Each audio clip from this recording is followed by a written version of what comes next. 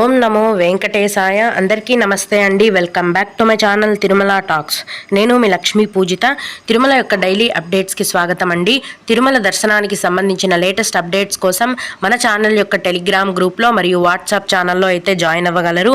వాటి యొక్క లింక్ అనేది ఈ వీడియో కింద డిస్క్రిప్షన్లో మరియు కామెంట్ సెక్షన్లో ఇవ్వటం జరిగింది.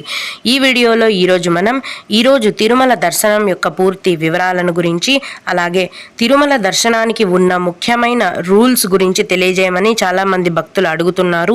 వాటి యొక్క పూర్తి వివరాలను గురించి తెలుసుకుందామండి. కనుక వీడియోని చివరి వరకు చూడండి.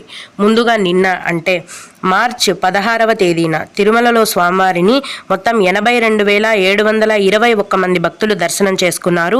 అందులో స్వామివారికి మొత్తం 27,261 మంది భక్తులు తలనీలాలను సమర్పించారు. నిన్నటి రోజున తిరుమలలో శ్రీవారి హుండీ యొక్క ఆదాయం అనేది 4,46,00,000 రూపాయలు. రోజులాగే ఈరోజు కూడా ఎటువంటి దర్శనం టికెట్లు లేకుండా నేరుగా భక్తులనైతే ఫ్రీ దర్శనానికి అనుమతిస్తున్నారు.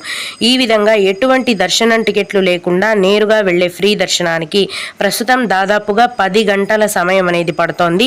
అలాగే తిరుపతిలో ఇచ్చే ఉచిత సర్వదర్శనం టికెట్లతో దర్శనానికి వెళ్లే భక్తులకైతే దర్శనానికి 4 నుంచి 5 గంటల సమయం అనేది పడుతోంది. 300 రూపాయల దర్శనం టికెట్లను కలిగి ఉన్న భక్తులకు మరియు 500 రూపాయల దర్శనం టికెట్లను కలిగి ఉన్న భక్తులకు దర్శనానికి 4 గంటల సమయం అనేది పడుతోందండి. చిన్న పిల్లల సుపదం దర్శనం అనేది ఈ రోజు కూడా కొనసాగుతోందండి.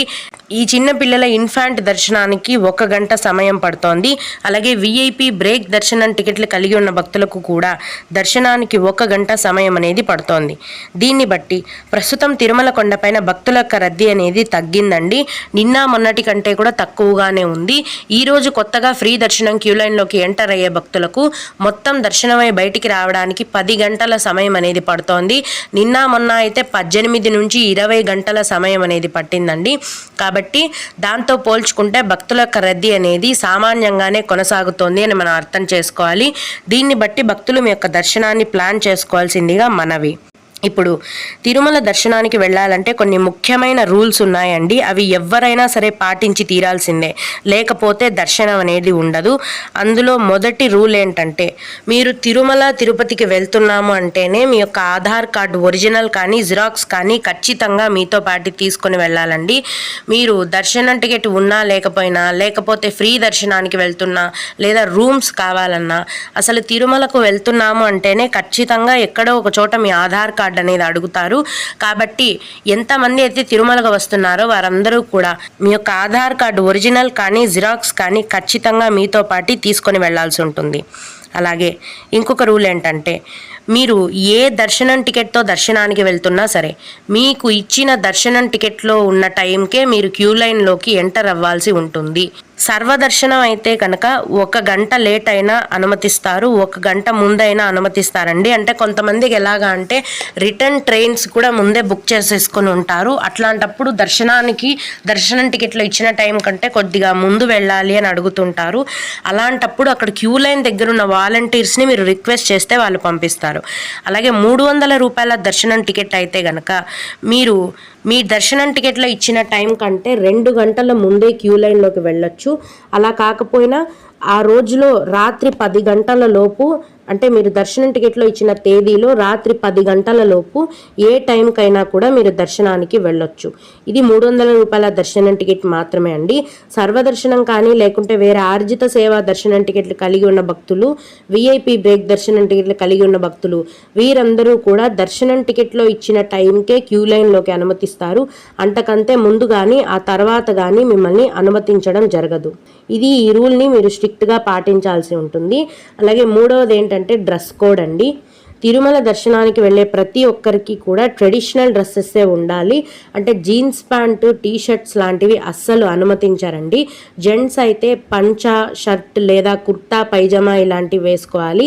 లేడీస్ అయితే కనుక శారీ కానీ, పంజాబ్ డ్రెస్ కానీ, లంగా ఓణి కానీ ఈ విధంగా సాంప్రదాయకరమైన దుస్తులను మాత్రమే ధరించాల్సి ఉంటుంది. అప్పుడే మిమ్మల్ని దర్శనానికి అనుమతించడం జరుగుతుంది.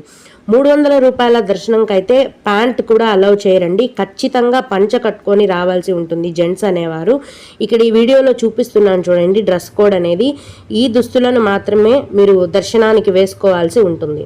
ఇక 4వ పాయింట్ ఏంటంటే, 12 ఏళ్ల లోపు వయస్సు ఉన్న పిల్లలకి ఎటువంటి దర్శనం టికెట్ కూడా అవసరం లేదండి. మీరు ఏ దర్శనానికి వెళ్తున్నా వారిని మీతో పాటు డైరెక్ట్గా దర్శనానికి తీసుకొని వెళ్ళొచ్చు. ఆధార్ కార్డు ఉంటే చూపించండి, లేకుంటే అది కూడా అవసరం లేదు. 12 ఏళ్ల లోపు వయస్సు ఉన్న పిల్లలకైతే ఎటువంటి దర్శనం టికెట్ కూడా అవసరం లేదు. అయితే లక్కీ డిప్లో సేవలలో సుప్రభాత సేవకి మాత్రమే 12 ఏళ్ల లోపు వయస్సున్న పిల్లలని అనుమతిస్తారండి. మిగతా ఏ సేవలకు కూడా చిన్నపిల్లలని అనుమతించడం జరగదు. ఇక ఆ వయసు దాటితే గనక లక్కీ డిప్లో మీరు లక్కీ డిప్ అప్లై చేసి ఆ పిల్లలకి సెలెక్ట్ అయితే అప్పుడు వారిని మీతో పాటు తీసుకొని వెళ్ళొచ్చు. అలాగే కొండపైకి కెటిల్స్ తీసుకెళ్ళొచ్చా, డ్రోన్స్ తీసుకెళ్ళొచ్చా, డ్రోన్ కెమెరాస్ ఇలా అడుగుతుంటారండి. ఎలక్ట్రానిక్ ఐటమ్స్లో మొబైల్స్, ల్యాప్టాప్స్ తప్ప మిగతా ఏ ఎలక్ట్రానిక్ ఐటమ్స్ని కూడా కొండపైకి అనుమతించరు. కెటిల్ అంటే ఇప్పుడు వంట చేసుకునే చిన్న గ్యాస్ కానీ లేకపోతే పాలు వేడి చేసుకోవడానికి మెషిన్స్ ఉంటాయి కదా, వాటిని అలౌ చేస్తారని అడుగుతారు. అలాంటివేవి కూడా అలౌ చేయరండి మ్యాక్సిమము. కింద అలిపిరి చెక్ పాయింట్లోనే మీకు లగేజ్, వెహికల్స్ అన్నీ చెక్ చేస్తారు కదా, అక్కడ చెక్ చేసేటప్పుడు ఇలాంటివి ఏమన్నా ఉంటే బయటికి తీసేస్తారు. ఇక తిరుమల టెంపుల్ లోపలికి అయితే electronic watches, mobiles, year pads, అసలు ఎలక్ట్రానిక్ ఐటమ్స్నే అలౌ చేయరు, మొత్తం కూడా బయటికి తీసేస్తారండి. మీరు ఏవైనా ల్యాప్టాప్స్, ట్యాబ్స్ అలాంటివి ఉంటే మీ యొక్క రూమ్లో కానీ లాకర్లో కానీ పెట్టేసి దర్శనానికి వెళ్ళాల్సి ఉంటుంది. అలాగే ఇంకొక రూల్ ఏంటంటే సొంత వాహనాలలో వెళ్ళేవారు, తిరుమల కొండపైకి ఎవరైతే సొంత వాహనాలలో వెళ్తారో వారందరూ కూడా మీ వెహికల్ డాక్యుమెంట్స్, డ్రైవర్ యొక్క డ్రైవింగ్ లైసెన్స్, ఆధార్ కార్డులు ఇవన్నీ కూడా తీసుకొని వెళ్లాల్సి ఉంటుందండి. ఏ ఒక్క డాక్యుమెంట్ మిస్ అయినా కూడా మిమ్మల్ని కొండపైకి అనుమతించడం జరగదు. ఇవండి తిరుమల దర్శనానికి ఉన్న కొన్ని ముఖ్యమైన రూల్స్. ఈ రూల్స్ని అందరూ కూడా ఖచ్చితంగా పాటిస్తేనే మిమ్మల్ని దర్శనానికి అనుమతించడం జరుగుతుంది. ఓం నమో వెంకటేశాయ. మీకు కూడా ఈ విధంగా ఏవైనా సందేహాలు ఉంటే ఈ వీడియో కింద కామెంట్ సెక్షన్లో తెలియజేయగలరండి. నేను వాటికి ఖచ్చితంగా రిప్లై ఇవ్వడానికైతే ప్రయత్నిస్తాను. ఇవి ఇవాల్టి తిరుమల అప్డేట్స్. ఇలాంటి మరిన్ని వీడియోల కోసం నా ఛానల్ని సబ్స్క్రైబ్ చేసుకోండి. ఈ వీడియోని లైక్ చేసి షేర్ చేయగలరు. ఓం నమో వెంకటేశాయ.